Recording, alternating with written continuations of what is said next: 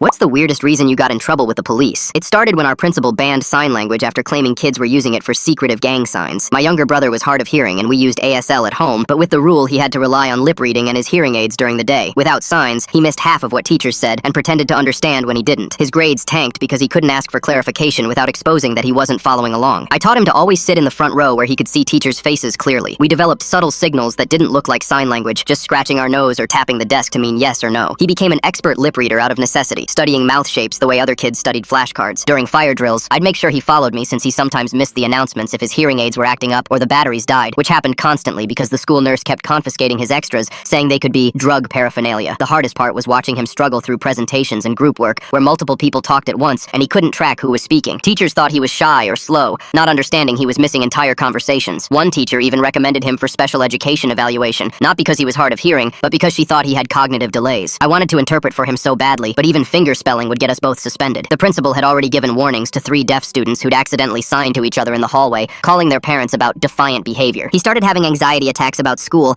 sitting in class terrified someone would ask him something he didn't hear. I'd see him at lunch, alone because he couldn't follow conversations in the noisy cafeteria, pretending to read so nobody would try to talk to him. His audiologist said his hearing was getting worse from the stress, that he was experiencing selective auditory shutdown from the constant strain of trying to understand without visual language support. The doctor wanted to write a letter to the school requiring ASL accommodation, but my parents knew that would just get him labeled as a troublemaker. During chemistry class, someone knocked over a cart full of chemicals that created toxic fumes when they mixed. The teacher screamed for everyone to get to the emergency shower station while she grabbed the gas masks from the storage cabinet. The alarm was blaring so loud it hurt, and thick yellow smoke was filling the room. The teacher was trying to shout instructions through the plastic mask, but even I could barely understand her muffled voice saying something that sounded like not, or stop, or hot. Everyone was pushing toward the emergency shower thinking that's where we were supposed to go, but the teacher was actually saying not to go there because the spill was spreading that direction. Through the chaos and the fogged up masks, I saw my brother following the crowd toward the contamination. He couldn't hear the teacher's corrections through the alarm and couldn't read her lips through the thick plastic mask. His hearing aids were screaming feedback from the alarm, and I could see him pulling at his ears in pain while still moving the wrong direction. I raised my hands to sign, but stopped, knowing there were cameras everywhere. My brother was about to walk directly into the toxic spill that was eating through the floor tiles, actually dissolving them into smoking black puddles. Other kids were pulling their friends back, but nobody knew my brother needed help. The teacher was dealing with the kids closest to the spill, not seeing him heading the wrong way. Someone had already collapsed near the contamination, their skin turning red where the fumes touched it. There was no choice. I jumped onto a desk so he could see me over everyone's heads and signed, "Stop danger chemical there," pointing to show the spill spreading toward the emergency shower. Then signed, "Come here, safe exit this way," using big, clear signs he could see through his fogged mask. He immediately changed direction, and I kept signing to guide him and 4 other kids who followed him to the safe exit. My signing probably saved them from chemical burns that the 3 kids who reached the contaminated area ended up getting on their legs and arms. When the paramedics arrived, they said anyone who'd gotten close to that particular chemical combination would need immediate treatment for lung damage. My brother had been heading straight for the worst of it. The hazmat team said the spill area would have caused permanent respiratory damage to anyone who walked through it without proper protection, and 1 kid was already being life-flighted to the burn unit. The next morning, the principal called me to his office. He had the security footage paused on his computer screen, showing me standing on the desk with my hands clearly forming ASL signs. My brother was already there, sitting in the corner chair with his face pale. "Your brother told me he would have died without your gang signs," the principal said, making air quotes. "But that's exactly what a gang member would say to protect another gang member, isn't it?" He picked up his phone and started dialing. "I've already reported this to the police as suspected gang activity. They're very interested in speaking with both of you." The door opened 20 minutes later, and Officer Marta Cedarglin walked in carrying a notepad and looking confused about why she'd been called. She glanced at the computer screen showing me on the desk with my hands frozen mid-sign, then looked at my brother who was still sitting in the corner chair. The principal started talking fast about gang activity and secret codes while she wrote something down. She asked my brother to come with her to another room for questioning, and he stood up slowly, his face getting even paler. I wanted to go with him, but the principal held up his hand and told me to stay put. My brother looked back at me once before following Officer Cedarglin down the hall, and I could see his hands shaking. The principal turned his computer monitor toward me and clicked play on the security footage again. He kept pausing it every few seconds to point at my hands, forming each sign like he was showing me evidence of a murder. He grabbed a yellow legal pad and started writing down timestamps for every single hand movement I made during the emergency. The footage showed me signing stop, and he circled it on his pad 3 times. Then he took a screenshot of my hands forming the word danger and saved it to a folder on his desktop labeled gang evidence. He muttered something about organized gang activity while replaying the part where I signed chemical. He pulled up another video from 2 weeks ago showing those 3 deaf students signing to each other in the hallway. He pointed at their hands and then at mine on the emergency footage, saying he knew something was wrong back then. I sat there watching him build his case against sign language like it was some kind of drug operation. Officer Cedarglin came back after what felt like forever and asked me to explain what each sign meant. I told her stop meant stop, just regular stop, nothing secret about it. She wrote it down in her notepad like I was confessing to something illegal. I explained that danger meant danger because my brother was about to walk into toxic chemicals. She kept writing without looking up at me. Chemical meant chemical, I said, because there were actual chemicals eating through the floor. She asked if we had other signs that meant different things, and I wanted to scream scream that we had a whole language. The principal interrupted to announce I was suspended immediately for violating the school's sign language ban. He said it didn't matter that it was an emergency because rules were rules, and I'd broken them on camera. The suspension would last until the police investigation was complete, which he said could take weeks or even months. He handed me a yellow form that said, "Suspended for gang-related hand signals," at the top. My brother came back from his interview looking like he might throw up, his face white and his eyes red. I could tell he'd been crying because his hearing aids had those wet marks around them from tears. Officer Cedarglyn said we both needed to come to the police station tomorrow morning for formal statements. She gave us each a business card with the station address and told us not to be late. The principal walked us to the front office where we had to turn in our student IDs and get our backpacks searched. They treated us like criminals, making us sign out in a special book for suspended students. Outside in the parking lot, my brother started breathing too fast and grabbed his chest. I recognized the signs of a panic attack and helped him sit down on the curb. I told him to breathe with me, in for 4 counts and out for 4 counts, while I texted our mom. My fingers were shaking so bad I had to delete and retype the message 3 times. My parents got there in 20 minutes. My dad's truck screeching into the parking lot so fast he almost hit a stop sign. When I told him about the suspension, his face turned dark red and a vein popped out on his forehead. My mom got out and ran to my brother, checking him over like he might be physically hurt. She kept signing, "Are you okay?" before remembering we weren't supposed to use signs anymore. That evening, we sat around our kitchen table with my homework spread out that I couldn't turn in now. My mom opened her laptop and started searching for disability rights laws and ADA violations. She found something about schools being required to provide communication access for deaf and hard of hearing students. Something's not right about how the principal handled this whole situation. Calling actual sign language gang signs makes me wonder what his real problem with ASL is. This school's priorities seem completely backwards when they'd rather let a kid walk into toxic chemicals than allow basic communication that his brother clearly needs to stay safe. My dad was on his phone calling his friend from work who knew a lawyer who might help us. He kept saying sign language and gang signs, and I could hear his friend laughing in disbelief through the phone. Late that night, after my brother went to bed, I stayed up creating a folder on my computer. I found the emails from when the school nurse confiscated his hearing aid batteries and called them drug paraphernalia. I added the letter from that teacher who wanted him tested for cognitive delays instead of understanding he was deaf. The audiologist's report about stress-related hearing loss went in next, along with her recommendation for ASL accommodation. I took screenshots of the school's own emergency procedures that specifically said to communicate clearly during chemical spills. I found the part about using all available means to ensure student safety during emergencies. The next morning, we drove to the police station in silence, my brother staring out the window at nothing. Detective Eric Birchgrove met us in the lobby and seemed confused about why we were even there. He was older than Officer Cedarglyn with gray hair and looked tired like he'd been working all night. He took us to an interview room and pulled up the security footage on his laptop. After watching it twice, he turned to the principal who'd come with us and asked him to explain something. He wanted to know how warning someone about toxic chemicals could possibly be gang activity. The principal started his speech about secret codes and organized communication, but the detective cut him off. My brother had to write out a statement about what happened during the chemical spill. His hand shook as he wrote about not being able to hear the teacher through her gas mask. He explained how the alarm feedback hurt his ears so bad he couldn't think straight. He wrote that he would have walked directly into the spill without my signs warning him to stop. When he got to the part about almost dying, he had to stop writing because his hand was shaking too much. The detective read his statement and looked at the principal like he was insane for calling this gang activity. 20 minutes later, the door to the interview room opened and my parents rushed in with a man in a gray suit carrying a thick leather briefcase. My mom went straight to my brother and checked him over while my dad's face stayed red with anger he was trying to control. The man set his briefcase on the table and pulled out business cards that said Connor Mapleridge, disability rights attorney, then started asking Detective Birchgrove for copies of everything. Connor looked at the security footage on the detective's laptop, watched my brother's written statement get passed across the table, and started taking photos of every document with his phone. He told Detective Birchgrove this whole thing was an ADA violation, and the real crime was denying a hard of hearing student his right to communicate. The detective nodded and seemed relieved someone else was saying what he'd been thinking. Connor left the police station with us and spent the whole car ride home on his phone, calling different offices and leaving voicemails about emergency complaints. That afternoon, he drove to the district office and filed paperwork with the Office for Civil Rights while we waited in the lobby watching other parents come and go with their own problems. He came back out with copies stamped received and told us he'd scheduled a meeting with the district's 504 coordinator for next week. Connor warned us the school would probably make things harder now, but said we had one of the strongest cases he'd ever seen. My phone started blowing up with notifications as news spread through social media about the chemical spill and the kids who got burned. 3 of them were still in the hospital with burns on their legs and arms from where the chemicals ate through their clothes. Parents on the school Facebook page were asking how some kids knew to avoid the spill while others walked right into it. Someone posted a blurry photo of me standing on the desk signing, and the comments exploded with people arguing about whether I'd saved lives or broken rules. 2 days later, a woman named Joanna Rosegrove showed up at the school with a clipboard and started following my brother to his classes. She sat in the back taking notes every time he couldn't follow a discussion when multiple people talked at once. In English class, she watched him miss the teacher's instructions about group work because he was looking down at his paper when she spoke. During math, she saw him pretend to understand when the teacher explained something while facing the board. She wrote everything down in her notebook, and I could see my brother getting more nervous with her watching him struggle all day. At lunch, I walked through the cafeteria and heard whispers following me, some kids calling me a gang member under their breath, while others came up to thank me for the warning that saved them from the chemicals. The whole school felt split down the middle, with some kids wearing homemade signs that said safety first, while others had ASL is not a crime written on their notebooks. Teachers tried to stay neutral, but you could tell which ones thought the ban was stupid by how they looked at my brother when he couldn't understand them. Connor called the chemistry teacher at her home that evening, and she agreed to write a statement about what happened during the spill. She typed up 2 pages explaining how my signs prevented more injuries and probably saved several students from permanent lung damage. She was scared to say anything publicly because she needed her job to support her kids, but she signed the sworn statement and emailed it to Connor for our files. The next morning, the principal sent out a school-wide email that popped up on everyone's phones during first period. He wrote about maintaining safety standards and keeping our school gang-free through zero tolerance for hand signals of any kind. He reminded everyone that the sign language ban was still in full effect, and any violations would result in immediate suspension. Kids started taking screenshots and posting them online with angry comments about discrimination. 3 days after that, my brother woke up gasping for air and clutching his chest, so we rushed him to urgent care at 5 in the morning. The doctor listened to his lungs and ran tests while my brother sat there shaking and trying to breathe normally. She said it was a panic attack brought on by severe anxiety and asked what was causing so much stress in his life. My mom explained about the communication barriers at the school and how he couldn't use ASL anymore. The doctor typed up a report saying his anxiety was directly related to being denied his natural language at the school and recommended immediate accommodation to prevent further health problems. She gave us copies for our growing medical file that Connor said we'd need for court. Detective Birchgrove called that afternoon to tell us he was officially closing the gang investigation with a finding of no criminal activity. He'd written in his report that I'd used sign language to save lives during an emergency, and there was zero evidence of any gang connection. The principal called an hour later to say it didn't matter what the police said because violating school policy was different from breaking the law. He said my suspension would continue, and my brother still couldn't use ASL regardless of what any detective wrote. The first 504 meeting happened in a conference room at the district office with Joanna Rosegrove sitting across from us with her stack of observation notes. She suggested my brother could use speech-to-text apps on a tablet or carry around written cards with common phrases. Connor leaned forward and told her she was completely missing the point that ASL was my brother's natural language, not some optional tool he could replace with technology. Joanna said she understood, but the school had safety concerns that had to be balanced with individual needs. Connor pulled out a thick folder of federal laws about communication access and started reading sections out loud about equal access to education. My brother sat there silently watching everyone argue about him like he wasn't even in the room, his hands folded tightly in his lap to keep from signing. That night, my phone buzzed with a number I didn't recognize, and when I answered, a woman's voice asked if I was the student who signed during the chemical spill. She said her daughter got second-degree burns on her legs that day, and they were suing the school for unsafe evacuation procedures. She'd heard about my brother's situation from another parent and wondered if we'd share our documentation about how the communication failures made everything worse. I told her we had folders full of evidence and Connor's contact info. Then she mentioned her lawyer was already talking to 2 other families whose kids got hurt. My mom overheard and took the phone, spending the next hour going through dates and details while my brother sat at the kitchen table doing homework. He couldn't understand from classes he couldn't follow. The next morning at the school, the counselor stopped my brother in the hallway and asked him to come to her office during lunch. I watched from down the hall as she led him away, and when he came back 40 minutes later, his eyes were red and his jaw was clenched tight. He wrote on his notebook that she'd suggested he wasn't trying hard enough at lip reading, and maybe he needed to practice more at home, like he wasn't already straining so hard every day that he got headaches by 3rd period. She'd pulled out charts about lip reading techniques and gave him worksheets to practice mouth shapes, completely missing that he'd been an expert lip reader for years. And the problem was that lip reading only catches about 30% of speech, even when you're really good at it. Why does this counselor think worksheets about mouth shapes will fix a system that's clearly broken? My brother's been lip reading his whole life, and she acts like he just discovered it yesterday. There's something really odd about adults who refuse to see what's right in front of them. Connor called that afternoon to say he was filing for emergency injunctive relief to get the sign language ban lifted immediately for my brother, explaining that waiting for the full lawsuit could take months, and my brother needed help now. The district's lawyer responded within hours, arguing it would be unfair to give one student special privileges when the policy applied to everyone equally, like my brother chose to be hard of hearing. 3 days later, during 5th period, the fire alarm went off and everyone started filing out while my brother kept working on his assignment, not hearing the announcement over the intercom about evacuation routes. I ran to his classroom and found him still at his desk while everyone else was already outside, and when I tapped his shoulder, he jumped and looked confused about why the room was empty. I pulled out my phone and recorded him missing the follow-up announcement about returning to class, showing how he had no idea what was happening without visual cues, then added the video to our evidence folder that was getting thicker every day. Later that week, I ran into Officer Cedarglyn at the grocery store, and she pulled me aside near the frozen foods, looking around before telling me she thought the whole investigation was ridiculous. She said she'd been a cop for 15 years and never seen anything stupider than calling sign language gang activity, but her job was to investigate what she was told to investigate, even when it was obviously nonsense. She seemed embarrassed about the whole thing and said she'd already told Detective Birchgrove there was nothing criminal happening, but the principal kept pushing for charges anyway. That same evening, Connor forwarded us a letter from the district's council claiming the sign language ban was a neutral policy that applied equally to all students regardless of ability. Connor called us right after, laughing bitterly, saying that was like banning wheelchairs because everyone had to use stairs equally, and he was adding this letter to the discrimination complaint as evidence of intentional bias. During lunch the next day, I watched my brother teaching 3 friends basic emergency signs using tiny hand movements that wouldn't get noticed by administrators. He showed them help by brushing his thumb across his palm like he was wiping something, danger by tapping his leg twice, and stop by pressing his hand flat against his notebook. They practiced while pretending to eat, keeping their hands low and casual, creating their own secret safety system since the school wouldn't let them use the real one. One of the kids were in my English class and told me later he'd never realized how much my brother was missing until he started paying attention to when teachers gave instructions instructions while facing the board, or when multiple people talked at once. That evening, someone leaked a screenshot from the security footage of me standing on the desk, signing during the chemical spill, and within hours, it was all over the school group chat. The comments ranged from calling me a hero who saved lives to a criminal who broke the rules, with long threads arguing about whether saving people justified using banned signs. My brother saw the posts and started withdrawing even more, skipping lunch to hide in the library and walking to classes with his head down to avoid the stares and whispers. The next week, we had our second 504 meeting, and this time, they brought in a remote ASL interpreter on a laptop screen for my parents, who kept signing their frustration about the situation. The interpreter translated everything my parents signed about accommodation needs and equal access, while the district officials explained through the interpreter why my brother still couldn't use ASL in the school. Nobody seemed to notice the insane irony of using an interpreter to explain why sign language was banned, though Connor kept shaking his head and writing notes about discrimination. The meeting ended with them offering my brother extra time on tests and preferential seating near teachers, which was like offering someone with a broken leg a cushion instead of crutches. Connor spent the next 3 days digging through the district's records and discovered the principal never consulted with any gang experts before implementing the ban. There were no police reports about ASL being used for gang activity, no documentation from gang task forces, no evidence at all except the principal's personal belief that signing looked suspicious. Connor added this to our discrimination complaint, highlighting that the principal made up a policy based on prejudice without any factual basis, affecting every deaf and hard-of-hearing student in the school. 2 days later, my mom drove my brother back to his audiologist for another hearing test since he'd been complaining about worse ringing in his ears. The doctor made him sit in the soundproof booth pressing buttons when he heard beeps while she watched through the window taking notes. She ran the test 3 times because she couldn't believe how much his hearing had dropped in just 2 months. The results showed he'd lost 15% more hearing in the high frequencies, which meant he was missing consonant sounds that made speech clear. She typed up a letter right there in the office, stating his hearing was getting worse fast from the stress of constant lip reading without ASL support. The letter said if he didn't get sign language accommodation immediately, he could have permanent hearing damage from the anxiety and strain. She printed 3 copies and handed them to my mom with instructions to give one to the school nurse, one to the principal, and keep one for our records. That same week, I was sitting at home trying to catch up on 3 weeks of missed AP chemistry assignments while my classmates were doing labs I couldn't make up. My physics teacher emailed saying I dropped from an A to a C because participation was 30% of the grade and suspended students got zeros. The college counselor left a voicemail warning that my suspension would show on transcripts unless I admitted wrongdoing and accepted responsibility. My mom played the message on speaker while we ate dinner, and my dad's fork stopped halfway to his mouth. The principal had called it a disciplinary action for violating safety protocols, even though those protocols would have killed my brother. I spent hours writing practice problems and reading chapters alone at the kitchen table, while my friends texted about group study sessions I couldn't attend. My discipline hearing was scheduled for the following Monday in the district conference room with 3 board members who would decide my fate. Connor prepared a folder with the hazmat report, the chemistry teacher's statement, and screenshots from the security footage showing the toxic spill spreading. I wore my only suit and sat at the long table explaining how my brother couldn't hear the muffled evacuation instructions through the gas mask. The principal interrupted to say policy had to be consistent regardless of circumstances,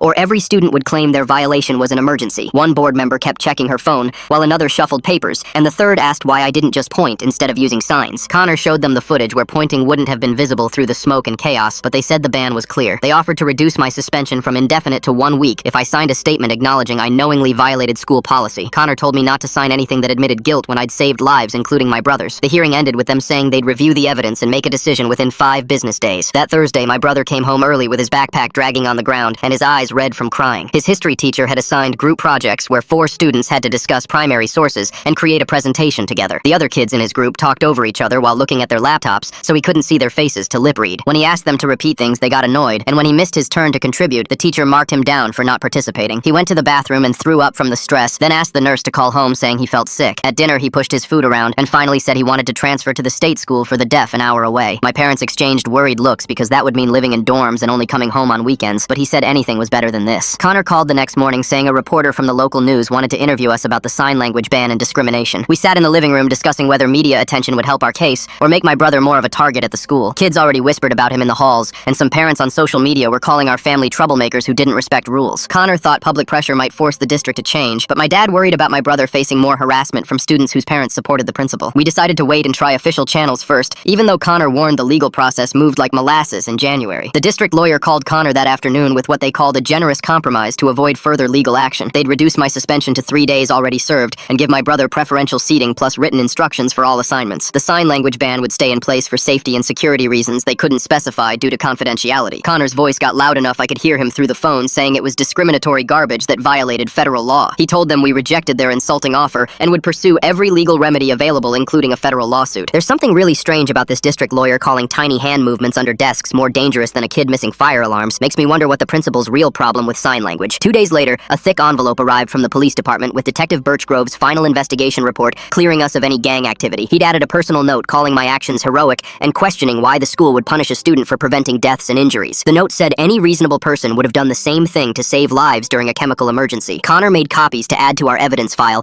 even though the principal had already said criminal clearance didn't affect school discipline. That Saturday, we drove 40 minutes to a community center where the local deaf community held weekly ASL meetups in their gymnasium. My brother's whole body relaxed the moment we walked in and saw dozens of people signing freely without fear or shame. Kids his age immediately included him in their conversation about video games, while adults shared stories about dealing with discrimination at work and school. One woman who'd fought her own district 20 years ago gave my mom tips about documenting everything and never going to meetings without an advocate. My brother laughed for the first time in weeks playing ASL charades, where teams had to act out movie titles using only signs. On the drive home, he stared out the window, and I saw him practicing signs to himself like he was storing them up for the week ahead. Connor forwarded us the email from the Office for Civil Rights acknowledging our complaint, but warning the investigation could take 6 to 18 months. They couldn't provide interim relief while investigating, which meant my brother would suffer through the rest of the school year without accommodation. Connor started drafting a federal lawsuit as our next option since the administrative process was basically useless for getting immediate help. He said we'd need to show irreparable harm, which was easy given the audiologist's letter about permanent hearing damage from stress. Meanwhile, back at the school during chemistry class, the teacher stood at the front and announced new emergency procedures after the spill incident. She looked directly at the security camera and said students should use any form of communication necessary to save lives during emergencies. Several kids pulled out their phones and started recording as she repeated that safety came before any other policy or rule. One student raised his hand and asked if that included sign language, and she said especially sign language or any other method that could prevent injuries. My brother brought home his report card 2 weeks later with 3 D's and 2 F's, and my mom's hands shook as she read the teacher comments saying he wasn't trying hard enough. The English teacher wrote that he never participated in discussions, even though he sat right in front, not understanding that he couldn't follow when multiple kids talked at once. His math teacher marked him down for not asking questions when confused, but how could he ask when he didn't even know what he'd missed? I watched him do homework for 4 hours straight, writing and erasing the same problems over and over because he'd missed key instructions during class. His notebooks were filled with half-copied notes where he'd given up trying to lip read and write at the same time. The principal caught me alone by my locker on Monday morning, standing too close while other kids walked past us in the hallway. He said my family seemed to be having a hard time adjusting to the school's safety policies, and maybe we should think about whether this was the right place for us. His voice stayed calm, but his eyes were cold, and I noticed the security guard standing nearby like he'd been told to watch. I recorded the whole thing on my phone in my pocket, adding it to our growing pile of evidence that Connor said we'd need for court. Connor spent that whole Tuesday typing up a demand letter on official letterhead, listing every violation of the ADA and giving the district exactly 48 hours to provide ASL accommodation. He attached 20 pages of documentation, including the audiologist's letters, the emergency room visit for my brother's anxiety attack, and screenshots of his dropping grades. The certified mail receipt came back signed by the district superintendent's secretary at 9:47 a.m. on Wednesday, starting our 48-hour countdown. Thursday night's school board meeting packed the auditorium with parents who'd heard about the sign language ban through Facebook groups and Nextdoor posts. The mom whose daughter got chemical burns on her legs stood up during public comment and told everyone how she'd watched the security footage of me signing the warning that saved 4 other kids. Her voice cracked when she described her daughter's skin grafts and said the only gang activity she saw was the administration ganging up on a disabled kid. Another parent yelled that rules were rules, and we couldn't just let kids do whatever they wanted because of political correctness, which started people arguing in the seats. The board president kept banging his gavel trying to restore order, while my brother sat between my parents with his head down, unable to follow the chaos of voices echoing off the walls. Friday afternoon, the district released their official incident report about the chemical spill, admitting that communication failures during evacuation led to preventable injuries but never mentioning the sign language ban. Connor immediately emailed them pointing out this was evidence of a cover-up since they refused to acknowledge that banning ASL directly caused those communication failures. My brother had started carrying a small notebook to every class, frantically scribbling questions while teachers kept talking, missing everything said while he wrote. I'd see him at lunch bent over his notebook trying to fill in gaps from his morning classes, asking other kids what page numbers were assigned or when tests were scheduled. Teachers grew frustrated waiting for him to finish writing responses, and group projects became impossible when he couldn't write fast enough to contribute to discussions. His isolation got worse every day as kids stopped trying to include him in conversations, not out of meanness, but because waiting for him to write killed the flow of normal talking. The discipline committee met Monday morning and decided I'd get a 3-day suspension instead of indefinite, but it would stay on my permanent record as defiance of safety protocols. They added one sentence to the sign language policy saying exceptions could be made for life-threatening emergencies, which Connor called meaningless since who decides what counts as life-threatening in the moment. Joanna created a 504 plan that gave my brother extra time on tests and required teachers to provide written instructions, but ASL was still completely banned in classrooms. Connor said it was like giving someone crutches but telling them they couldn't use their wheelchair, technically an accommodation but not the one actually needed. She seemed frustrated during the meeting, admitting off the record that she knew he needed ASL, but her hands were tied by school policy that she couldn't override. Wednesday morning, Connor filed the federal lawsuit naming the principal personally, along with the district and school board for violating the Americans with Disabilities Act. By lunch, the local news had picked up the story with the headline, "Sign Language Ban Controversy Divides Local School," and reporters were calling my parents for interviews. Connor told us not to talk to media yet since anything we said could affect a legal case, but other parents were already giving statements on both sides. A group of students started a petition during study hall to lift the sign language ban, gathering over 200 signatures in one day. But another group made their own petition supporting the principal's focus on safety, saying we were overreacting and making the school look bad over a reasonable security measure. The hallways felt tense, with students arguing about whether sign language was really dangerous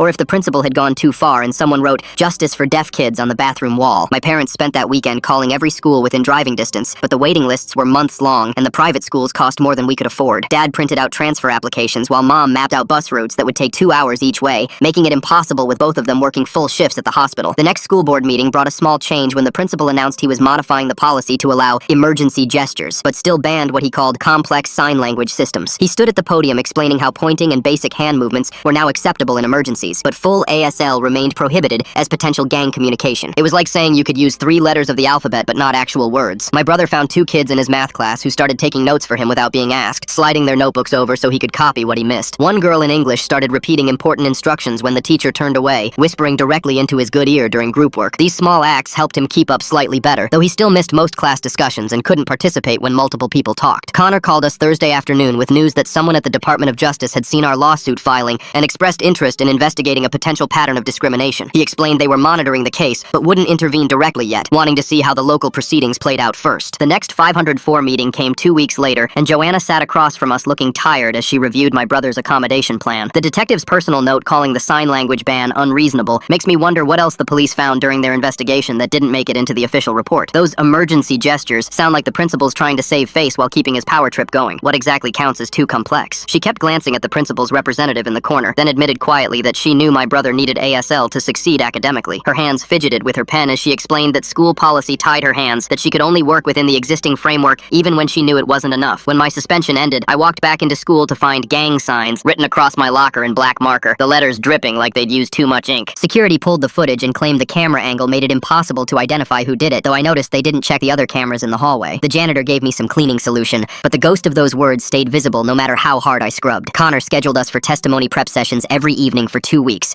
making us practice explaining specific examples of communication barriers my brother faced daily. We wrote out every incident, from missed fire drill instructions to failed group projects, organizing them into clear patterns of discrimination. My brother practiced writing his answers since he couldn't speak them clearly under stress, his hand cramping from filling notebook after notebook with descriptions of his daily struggles. 6 months crawled by with depositions and motions and delays, until finally the federal judge issued her ruling on a Tuesday morning in May. She declared the sign language ban unconstitutional and discriminatory, ordering the school to immediately provide full ASL accommodation and pay damages for the harm caused. The principal had to send an email to all families explaining that sign language was now permitted and encouraged for all students who needed it. My brother finally raised his hands in class the next day, asking a question in ASL for the first time all year, though most kids still stared like he was doing something wrong. The interpreter they hired started the following week, but the damage was already done with his grades, his anxiety, and his trust in the education system. We both counted down the days until graduation, ready to leave this place that had fought so hard to silence him. Thanks for letting me wonder through all this with you. Definitely been quite a journey to share together. Catch you next time. If you made it to the end, drop a comment. I love reading all your comments.